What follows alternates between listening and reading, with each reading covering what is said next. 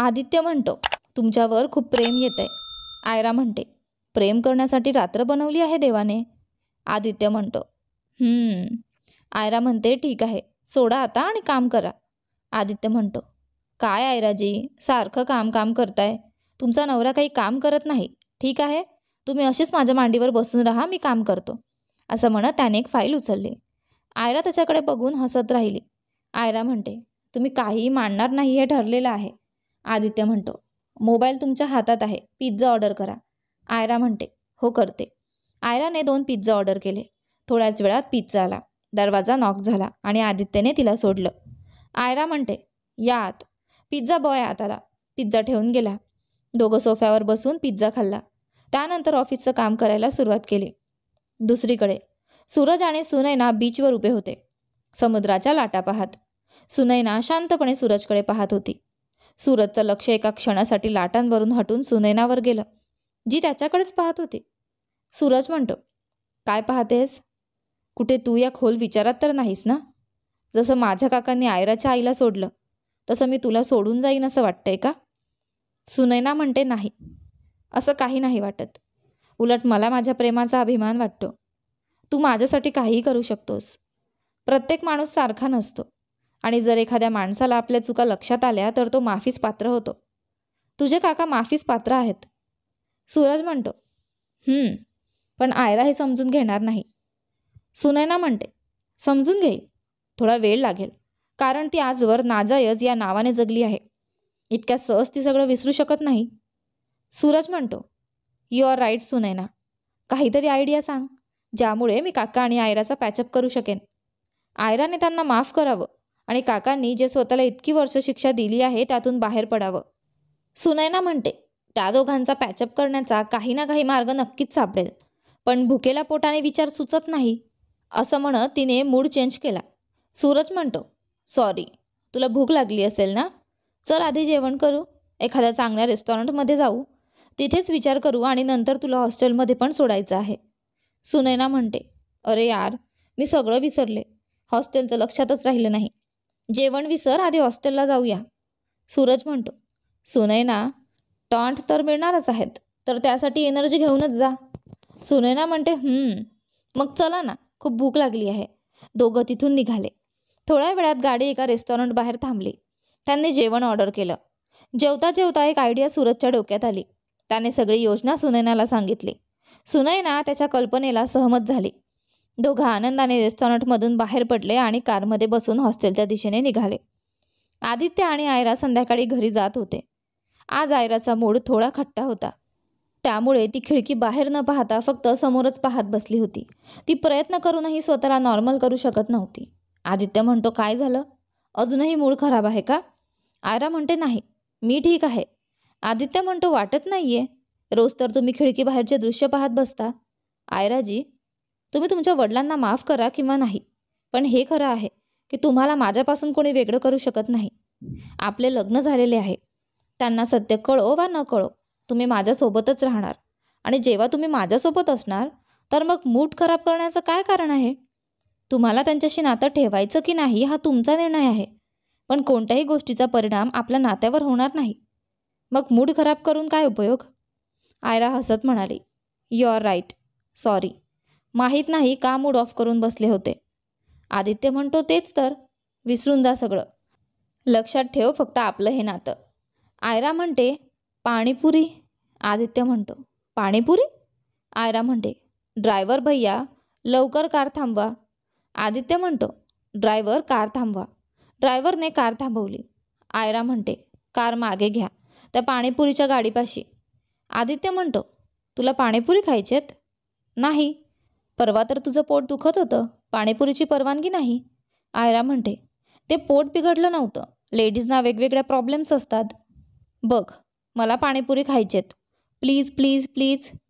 आदित्य म्हणतो, ओके, उतर, पण जास्त खायची नाही. आयरा खुश होऊन म्हणते, ओके माय डिअर हजबंड, तुम्हीही चला. दोघं त्या ठेल्याजवळ गेले. आदित्य म्हणतो, ऐका, 1 प्लेट पाणीपुरी द्या, गोड जास्त असावं हं. आयराला तिखट लागू नये म्हणून त्याने गोड ऑर्डर दिला. आयरा म्हणते, नाही, मला तिखटच खायचं आहे. पाणीपुरी तिखट नसतील तर मजा नाही येत, गोड असले तर. आदित्य म्हणतो, तर काय करशील? आयरा म्हणते, तर इथेच उभी राहीन, घरी नाही जाणार. आदित्य म्हणतो, अरे नाही, ऐका, जसं हिला हवं तसं बनवा. आयरा म्हणते, थँक्यू, द्या भैया. ठेलेवाल्याने आयराला पाणीपुरी द्यायला सुरुवात केली. आयरा तोंड भरून खाऊन म्हणते, आदित्यजी तुम्हीही खा ना. आदित्य म्हणतो, नाही, तुम्हीच खा, मला फारसे आवडत नाहीत. आयरा म्हणते, एक दोन तरी खा माझ्या हातून. असं म्हणत तिने त्याच्या तोंडात एक पाणीपुरी भरली. तिचं हसणं पाहून आदित्यने तो तिखट गोलगप्पा खाल्ला. आयरा म्हणते, कसा वाटला? चांगला ना? घ्या दुसरा खा. तिने दुसराही खाऊ घातला. आदित्य तिच्या हसऱ्या चेहऱ्याकडे पाहत दुसराही खाऊन टाकतो. आयरा म्हणते, आणखी? आदित्य म्हणतो, नाही, तूच खा. आयरा म्हणते, ओके. आदित्यजी तुम्ही खूप चांगले आहात. भैया यांना पापडी द्या, यांना तिखट लागलं आहे. आदित्य म्हणतो, तुला कसं कळलं? आयरा म्हणते, तुमच्या डोळ्यांनी सांगितलं. आदित्य म्हणतो, खूपच तिखट आहे, आता नको खाऊ. आयरा म्हणते, ओके, नाही खाणार. भैया आमच्यासाठी पापडीची एक प्लेट द्या. दोघंही हसत हसत एकमेकांच्या डोळ्यात पाहत खात होते. खाऊन झाल्यावर त्यांनी पैसे दिले आणि कारमध्ये बसायला लागले. तेव्हाच आयराचं लक्ष आरशात गेलं. मागून सूरजची कार येताना दिसली. सूरजनेही आदित्यची कार पाहून त्याच्याजवळ येऊन गाडी थांबवली. सुनैना अजूनही सूरजसोबतच होती. हे पाहून आयराने आश्चर्याने विचारलं. आयरा म्हटली, सूरज भाऊ, तुम्ही अजूनही सुनैनासोबत फिरत आहात? सुनैना, तुला तुझ्या हॉस्टेलला जायला हवं, आराम करायला पाहिजे. सूरज भाऊ, तुम्ही त्यांना हॉस्टेलला का नाही घेऊन गेलात? सूरज म्हणतो, अरे शांत हो, मी तिला हॉस्टेलला घेऊन गेलो होतो. आदित्य म्हणतो, पण काय? सुनैना म्हणते, माझ्या वार्डननी मला हॉस्टेलमधून काढून टाकलं. त्यांच्या नियमांमध्ये स्पष्ट लिहिलं आहे की जर एखादी मुलगी रात्री 4 वाजेपर्यंत हॉस्टेलमध्ये आली नाही तर तिला परत राहण्याची परवानगी मिळत नाही. तुम्हाला माहिती आहे ना, मी 2 दिवस बाहेर होते, म्हणून त्यांनी मला बाहेर काढलं. आयरा म्हणते, पण तू त्यांना सांगायला हवं होतं. सूरज म्हणतो, सोड ना आयरा, असे हॉस्टेल जे कोणाची काळजी करत नाहीत तिथं राहणंच नाही पाहिजे. 2 दिवस एक तरुण मुलगी हॉस्टेलला आली नाही आणि त्यांना काही फरकच पडत नाही. अशा ठिकाणी राहून काही उपयोग नाही. आयरा म्हणते, तुमचं म्हणणंही बरोबर आहे. मग आता तू कुठे राहणार? सूरज म्हणतो, मी एका हॉटेलमध्ये खोली बुक केली आहे, तिथेच 2 दिवस राहील. तोपर्यंत एखादं चांगलं घर भाड्याने पाहू. आयरा म्हणते, भाड्याचं घर? आणि ती हॉटेलमध्ये राहणार? आदित्यजी, आपलं घर एवढं मोठं आहे, आपण सुनैनाजीला आपल्या घरी ठेवू शकत नाही का? सुनैना म्हणते, अरे नाही, तुम्ही काळजी करू नका. आदित्य म्हणतो, काळजी करायचं काय आहे? जसं आयरा सूरजची बहीण आहे तसं तूही माझी बहीण समज आणि आमच्याकडे राहा. तुला काही हरकत नाही आहे ना मला भाऊ मानायला? सुनैना हसत म्हणते, हरकत कसली? अजिबात नाही. आयरा म्हणते, तर मग तुझी बॅग आमच्या गाडीत ठेवा. आणि सूरज भाऊ, तुम्ही फिरतच राहणार का? आता तुम्ही घरी जा. सुनैना, आता आमची जबाबदारी आहे. सूरज म्हणतो, ठीक आहे, मी बॅग काढतो. तुम्हा दोघांनी तर माझी चिंता दूरच केली. Thank you so much. सूरजने सुनैनाची बॅग आपल्या कारमधून काढून आदित्यच्या कारच्या डिक्कीत ठेवली. सुनैना आणि सूरज एकमेकांकडे पाहून गूढ हसले, कारण ते दोघं हेच तर इच्छित होते. आदित्यने सुनैनाला मागच्या सीटवर आयरासोबत बसायला सांगितलं आणि तो स्वतः ड्रायव्हरच्या शेजारी बसला. काही वेळा ड्रायव्हरने कार घरासमोर थांबवली. तिघंही आत गेले. सुनैनाने 4ही बाजूंनी आदित्यचं मोठं घर पाहिलं. सुनैना म्हणते, वा, तुमचं घर खूप सुंदर आहे, खूप मोठं. आयरा म्हणते, आदित्यजींचं घर जितकं मोठं आहे ना, त्याहून खूप मोठं आहे त्यांचं मन. लोक म्हणतात श्रीमंत लोक घमंडी असतात, पण आदित्यजींना पाहून कोणी असं म्हणू शकतं का? आदित्य म्हणतो, आयराजी, एवढी तारीफ करू नका. आणि हे घर माझं एकट्याचं नाही, तुमचंही आहे. सुनैना म्हणते, हो हो, आयराचंही आहे. बरं, या घरात फक्त तुम्ही दोघंच राहता का? म्हणजे दुसरं कोणी सदस्य नाही का? हे ऐकून आदित्यचा चेहरा उतरला. आयराने लगेच उत्तर दिलं. आयरा म्हटली, आदित्यची फॅमिली म्हणजे मी आहे ना, आणखी 1-2 वर्षांनी अजून एक सदस्य येणारच. सुनैना आनंदाने म्हणते, हो. आदित्य म्हणतो, आयराजी, मी रूममध्ये जातोय, तुम्ही सुनैनाजींना त्यांचा रूम दाखवा. आयरा सुनैनाला एका मोठ्या रूममध्ये घेऊन गेली. आयरा म्हटली, कसा वाटला रूम? सुनैना म्हणते, छान आहे. आयरा म्हणते, ठीक आहे, मग तुम्ही फ्रेश व्हा आणि आराम करा. मी थोड्या वेळात तुम्हाला डिनरसाठी बोलवायला येईन. सुनैना म्हणते, ओके. आयरा आपल्या रूममध्ये आली, पण तिथं आदित्य नव्हता. तिला कळलं काय झालंय. ती तृषाच्या रूममध्ये गेली. आदित्यच्या शेजारी जाऊन उभी राहिली. आयरा म्हणते, आदित्यजी, काय झालं? आदित्य म्हणतो, काही नाही, बस तृषाची आठवण आली होती. ओके चला रूममध्ये जाऊया. दोघं आपल्या रूममध्ये परत गेले. रात्री तिघंही एकत्र जेवले आणि नंतर आपल्या रूममध्ये गेले. दुसऱ्या बाजूला सूरज आपल्या घरी जेवण करून एकटाच छतावर उभा होता आणि सुनैनाशी फोनवर बोलत होता. अभय तिकडे येताना दिसल्यावर त्याने लगेच मोबाईल खाली ठेवला. दुसरीकडे सुनैनाने आयराला आपल्या जवळ बोलावलं होतं. तेवढ्यात आयरा खोलीत शिरली. सुनैनाने जाणून बुजून कॉल स्पीकरवर टाकला, जेणेकरून आयरा मागून सगळं ऐकू शकेल. अभय जवळ येऊन उभे राहिले. सूरजने बोलायला सुरुवात केली. सूरज म्हणतो, काका तुम्ही? अभय म्हणतात, इथे काय करत आहेस? सूरज म्हणतो, माझ्या एका फ्रेंडचा फोन होता. अभय म्हणतो, फ्रेंड की गर्लफ्रेंड? सूरज म्हणतो, काका गर्लफ्रेंड. अभय म्हणतात, मग फ्रेंड का म्हणतोयस? प्रेम केलंय तर घाबरतोस का? सूरज म्हणतो, काका तुम्हाला आणि काकूकडून माझ्या लव्ह मॅरेजला काही प्रॉब्लेम नाही ना? अभय म्हणतात, नाही रे. सूरज म्हणतो, आणि आजी आजोबांना काही प्रॉब्लेम आहे का? जेव्हा ते ट्रिपवरून परत येतील तेव्हा तुम्ही माझ्या लग्नाबद्दल त्यांच्याशी बोलाल का? अभय म्हणतात, त्यांचं मला ठाऊक नाही, पण आयुष्य तुझं आहे, जगायचं तुला आहे. आजी आजोबा काहीही बोलतील, पण तुला तुझ्या मनाचं ऐकायचं आहे. आपल्या प्रेमाला स्वीकारायचं आहे. मला नकोय की तू माझ्यासारखी चूक करावी. मी नाही इच्छित की माझा मुलगा चुकीचं पाऊल उचलेल. सूरज म्हणतो, काका ती मुलगी गरीब घरातली आहे, याचं तुम्हाला काही वाटत नाही? अभय म्हणतो, सूरज प्रेम हे श्रीमंती गरिबी पाहून होत नाही. मी फक्त एवढंच सांगतोय, तुझ्या मनाचं ऐक. आयुष्य तुला जगायचं आहे, आजी आजोबांना नाही. माझ्यासारखं आयुष्य बर्बाद करू नकोस. सूरज म्हणतो, हो काका, थँक्यू. असं म्हणत तो त्यांना मिठी मारतो. अभय म्हणतात, मुलीचं नाव काय आहे? सूरज म्हणतो, सुनैना. अभय म्हणतात, वा, सूरज आणि सुनैना छान जोडी आहे. मागे ललिता उभी होती. तिने सूरजच्या तोंडून सुनैना हे नाव ऐकलं आणि सगळी गोष्ट ऐकली. ती रागाने फणफणली, कारण तिला सूरजचं लग्न तिच्या पसंतीच्या श्रीमंत मुलीशी करायचं होतं. दुसऱ्या बाजूला आयरा मागे उभी होती आणि तिने अभयचं बोलणं ऐकलं. अभयला आपली चूक उमगल्याचं पाहून आयराच्या मनात कुठेतरी आनंद झाला. हेच सूरज आणि सुनैनाचं उद्दिष्ट होतं. आयराला दाखवायचं की अभयला आता आपली चूक समजली आहे. आयरा रूममधून बाहेर जाण्यास वळली तेवढ्यात सुनैनाने तिला थांबवलं. ती म्हटली, आयरा तुम्ही केव्हा आलात? आयरा म्हटली, आत्ताच आले. तुम्ही बिझी असाल तर मी नंतर येते. सुनैना म्हणते, अरे नाही, माझं बोलणं झालंय. आयरा म्हणते, कशासाठी बोलवलं होतं? सुनैना हसत हसत आयराचा हात पकडते. सुनैना म्हणते, आयराजी, मी तुमची होणारी वहिनी आहे आणि तू माझी नणंद. आपल्यात काहीच लपवायचं कारण नाही, म्हणून बोलावलं. वेळ असेल तर बसून बोलूया. आयरा म्हणते, फ्री? पण आपण उद्या सकाळी बोलूया का? उद्या संडे आहे. आपण सूरज भाऊलाही बोलावू. मग उद्या हसत खेळत गप्पा मारूया. आज तू आराम कर. 2 दिवस झाले तू नीट विश्रांतीही घेतली नाही. सुनैना म्हणते, ठीक आहे आयरा. तेवढ्यात दरवाजावर टकटक होती.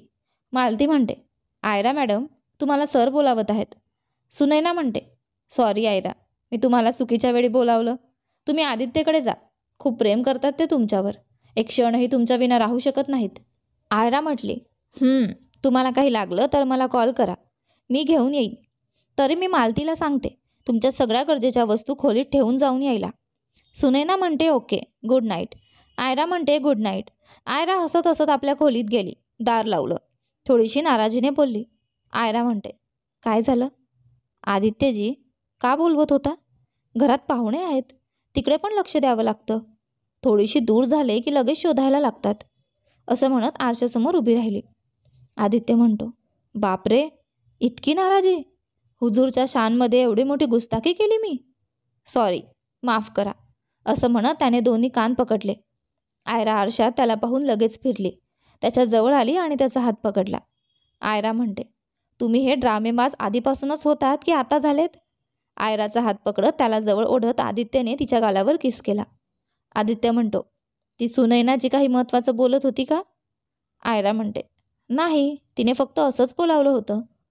आदित्य म्हणतो, अच्छा जी, ठीक आहे, मग उद्या बोलाल. आता या माझ्याशी बोला. आयरा म्हणते, बोलायला वेळ नाही, मला अभ्यास करायचा आहे. लग्नापासून माझं वाचनच कमी झालंय. आदित्य म्हणतो, ठीक आहे, करा अभ्यास, मी पण ऑफिसचं काही काम बघतो. अभय आपल्या खोलीत बसलेला होता. त्याच्या शेजारी ललिता बसली होती. ती छतावर ऐकलेल्या गोष्टी आठवत होती. अभयने पाहिलं आणि विचारलं, काय झालं? कसल्या खोल विचारात आहात? ललिता म्हणते, नाही हो, कसले विचार नाहीत. अभय म्हणतो, पण मला वाटतंय तुम्ही काहीतरी विचार करताय. ललिता म्हणते, नाही. अभय म्हणतो, ओके, असं म्हणत तो झोपायला गेला. ललिता मनात म्हणते, अभय तर सूरज आणि त्या मुलीच्या लग्नाला सगळ्यात आधी तयार आहे.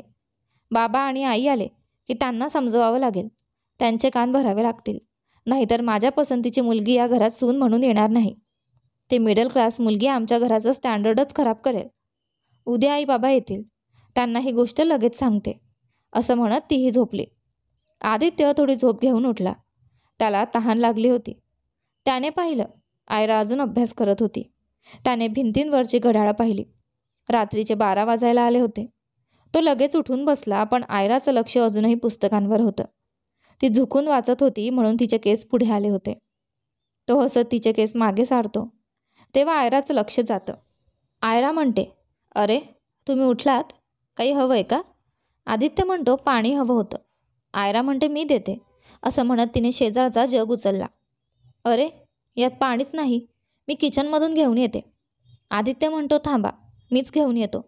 आणि हे काय, 12 वाजायला आलेत, अजून वाचताय?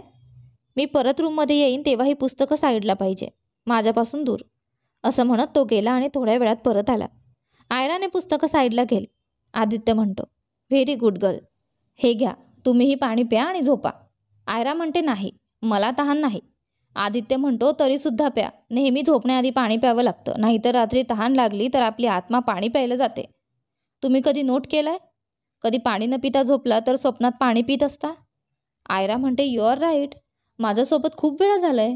घरी मामी मला मारायची, तेव्हा मी रडत रडत झोपायचे. जेवण पाणी काही नसायचं आणि रात्री स्वप्नात पाणी पित असायचे.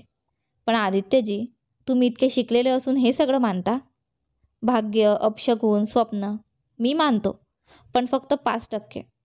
95% मी कर्माला मानतो. माणूस जे कर्म करेल त्याला त्याचेच फळ मिळेल. सर्वात मोठी गोष्ट म्हणजे मेहनत, जिला सगळं बदलायची ताकद आहे. आयरा म्हणते, हो. आदित्य म्हणतो, हे घ्या पाणी. आदित्यने तिला ग्लासमध्ये पाणी दिलं. आयराने अर्ध पिलं. आदित्यने किचनमध्येच पाणी प्यायलं होतं.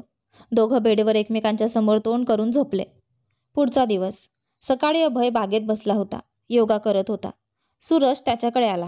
त्याने संपूर्ण रात्र विचार केला होता आणि एक निर्णय घेतला होता. तो अभयकडे आला आणि त्याच्या चेहऱ्यावर स्मित हास्य होतं. सूरज म्हणतो, गुड मॉर्निंग काका. अभय म्हणतात, गुड मॉर्निंग. काय झालं रे? माझा मुलगा आज खूप आनंदी दिसतोय. रात्री काही छान स्वप्न पडलं वाटतं. सूरज म्हणतो, हो, खूप छान स्वप्न पाहिलं. अभय म्हणतो, असं काय पाहिलं? आणि ते खरं होण्याची किती टक्के शक्यता आहे? सूरज म्हणतो, 100%. अभय म्हणतो, अरे वा, एवढा कॉन्फिडन्स.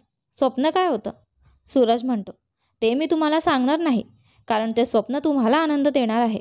म्हणून मी ते पूर्ण करायचं ठरवलंय आणि ते पूर्ण करायला मला तुमची मदत लागेल, तुमचा आशीर्वाद लागेल. अभयचे डोळे पाणावले. हसत म्हणाला, माझा आशीर्वाद तर सदैव तुझ्यासोबत आहे. पण हे कोणतं स्वप्न आहे जे माझ्यासाठी आहे? सूरज म्हणतो, सॉरी, सांगणार नाही, कारण मी तुम्हाला एक मोठं सरप्राईज द्यायचं ठरवलंय. ललिता म्हणते, कसल्या सरप्राईजची चर्चा चालू आहे? मागून येत ललिता म्हणाली. सूरज म्हणतो, सरप्राईज आहे, सांगितलं तर सरप्राईज कसला उरेल? ललिता म्हणते, काहीही हरकत नाही, ते काकासाठी आहे ना, मग कानात तरी सांग. सूरज म्हणतो, सॉरी काकू, जर ते काकासाठी आहे तर ते तुमच्यासाठीही आहे. मी सांगणार नाही. मी आता आंघोळ करायला जातोय. आज रविवार आहे, ऑफिसचं काही काम नाही करणार, कारण मला काकाच्या सरप्राईजची तयारी करायची आहे आणि जेव्हा मला तुमची मदत लागेल तेव्हा सांगतो. अभय म्हणतो, ओके. सूरज आपल्या खोलीत न्हायला गेला. त्याला आयराच्या घरी जायचं होतं. दुसऱ्या बाजूला आदित्य अंघोळ करून खोलीत फक्त टॉवेल गुंडाळून आरशासमोर उभा होता आणि केस सुकवत होता. इतक्यात आयरा आत आली. आयरा म्हणते, हे काय, तुम्ही कपडे न घालता उभे आहात? एवढी थंडी आहे. आदित्य तिला जवळ ओढून म्हणतो, कुठं आहे थंडी? इथं तर गरम वातावरण आहे. तिच्या ओठांवर बोट ठेवत आयरा म्हणते, जास्त रोमॅन्टिक होऊ नका. आदित्य म्हणतो, मी कुठं रोमॅन्टिक होतोय? खरंच तुम्ही इतक्या हॉट आहात की रूममध्ये येताच तापमान वाढतं. आयराने त्याच्या गालावर हलकं मारलं आणि त्याच्याकडे पाहून लाजत नजर खाली घातली. दोघं डोळे बंद करतात. आदित्य तिच्या ओठांवर किस करणार इतक्यात दरवाजावर नॉक झालं. दोघं झपाट्याने डोळे उघडतात. आदित्यने आयराला सोडलं. दरवाजावर सुनैना होती. तिलाही वाटलं की ती चुकीच्या वेळी आली? सुनैना म्हणते, सॉरी, मी चुकीच्या वेळी आले. आयरा जवळ जात म्हणते, अरे नाही सुनैना, तुला काही हवं होतं का? सुनैना म्हणते, माझ्या रूमचा गिझर चालत नाही आहे. आदित्य म्हणतो, व्हॉट? आयरा म्हणते, आदित्यजी मी बघते, मी ठीक करून घेईन. सुनैना, तुम्ही दुसऱ्या रूममध्ये अंघोळ करा, चला दाखवते. सुनैना म्हणते, ओके. आयरा म्हणते, आणि आदित्यजी तुम्ही फार जॉन इब्राहिम बनून फिरू नका. सुनैनाला जोरात हसू येतं आणि ती आयरासोबत चालायला लागते. सुनैना म्हणते, तुमची जोडी खूप छान आहे. आयरा म्हणते, थँक्यू, तुमची जोडीसुद्धा खूप छान आहे. आदित्य आपल्या रूममध्ये कपडे घालून तयार झाला. तेवढ्यात त्याचा मोबाईल वाजतो. तोच अनोळखी नंबर होता ज्यावरून आयराच्या वाढदिवशी फोन आला होता. नंबर पाहताच आदित्यच्या चेहऱ्यावरचे भाव बदलले. त्याच्या चेहऱ्यावर तणाव दिसू लागला. त्याला काहीच कळत नव्हतं, कारण तो आत्याजवळ जाऊन स्पष्टपणे धमकी देऊन आला होता. तरीही त्यांनी पुन्हा कॉल केला होता. तर तो कॉल खरंच आत्यांनी करवला होता की दुसरा कोणी होता, हे पाहूया आपल्या या कथेच्या पुढच्या भागांमध्ये. तोपर्यंत तुम्हाला आजचे दोन्ही भाग कसे वाटले कमेंट करून नक्की सांगा. तुम्हाला कथा आवडत असेल तर व्हिडिओला लाईक करा. तुम्ही चॅनलवर नवीन असाल तर सबस्क्राईब करा. आणि हो, नोटिफिकेशन बेल नक्की दाबा, जेणेकरून येणाऱ्या पुढील व्हिडिओची अपडेट तुम्हाला लवकर कळेल. धन्यवाद.